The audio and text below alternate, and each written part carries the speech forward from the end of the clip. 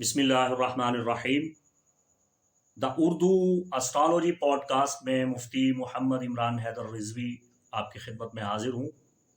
आज के इस वीडियो में मैं आपको बताने जा रहा हूँ नॉर्थ नोड और साउथ नोड के बारे में, जिन्हें हिंदी में राहु और केतु कहा जाता है, उर्दू में, अरबी में, फ़ारसी में रास और ज़म कहा जाता है, और मॉडर्न एस्ट्रोलॉजी में इन्हें नोड्स कहा जाता है, जबकि केतु को ब्लैक मून भी कहा जाता है। वैदिक और ज्योतिष सिस्टम में इन्हें कुछ अच्छा तस्वुर नहीं किया जाता, इन्हें बुरा माना जाता है, नहस माना जाता है। सबसे पहले बात ये अच्छी तरह से नशीन कर लें कि ये दोनों सैयारे नहीं हैं, ये सैयारचे नहीं हैं, ये स्टार नहीं हैं। ये सूरज और चांद की रोशनी और साया है, जो उनके कोनों से साया और रोशनी बरामद होता है। तो रोशनी का नाम नॉर्थ नोड है और अंधेरे का नाम साउथ नोड है, और ये दोनों हमेशा जायचे में एक दूसरे के मध्य मुकाबिल 180 डिग्री पे रहते हैं। 18 जनवरी 2022 से लेकर 12 जुलाई 2023 तक राहु बुर्ज सौर में क़याम करेगा, जबकि उसके ठीक मध्य मुकाबिल 7वें घर में केतु बुर्ज अकरब में क़याम करेगा। जो मेरे बहन भाई बुर्ज सरतान से वाबस्ता हैं, उनके जायचे के 11वें घर में रास क़याम करेगा और 5वें घर में केतु क़याम करेगा।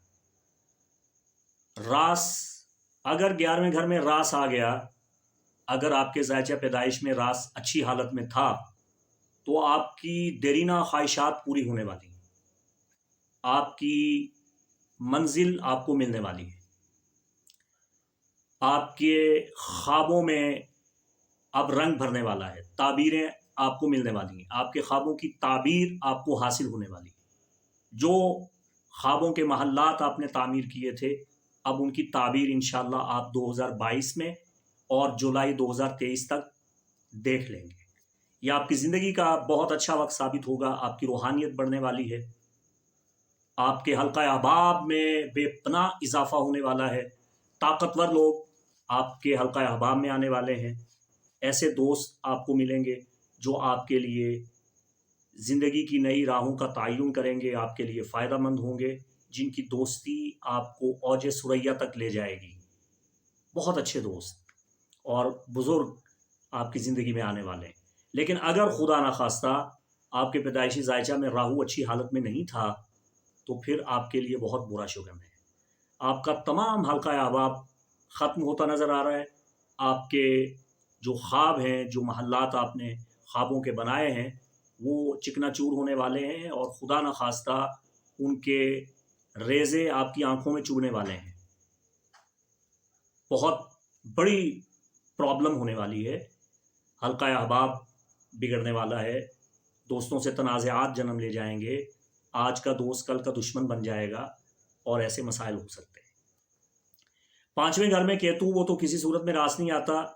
तो 5वें घर में केतु ये बताता है कि मोहब्बत के मामलात में आपको सोच समझ के कदम उठाना है। 5वें घर का ताल्लुक चूँकि मोहब्बत के साथ है और यहाँ ब्लैक मून है, तो ये बताता है कि आप मामलात मोहब्बत में कोई गलत कदम उठा सकते हैं, जो आपके लिए मुसीबत का सबब बन सकता है। खुदा न खास्ता औलाद की जानिब से मसाइल का सामना हो सकता है।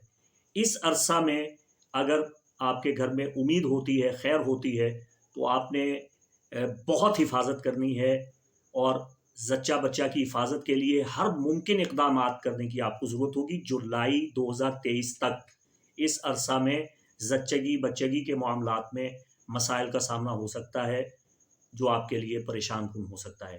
बच्चों की जानिब से आपको परेशानी का सामना हो सकता है, और जिन दोस्तों के साथ आपका कुछ लेना देना है, उन मामलात में मसाइल का सामना हो सकता है। खुदा न खास्ता आप मजहबी मामलात से भी दूर हो सकते हैं, या आप बेराह रवी का शिकार हो सकते हैं। तो आपने अपना ख्याल करना है।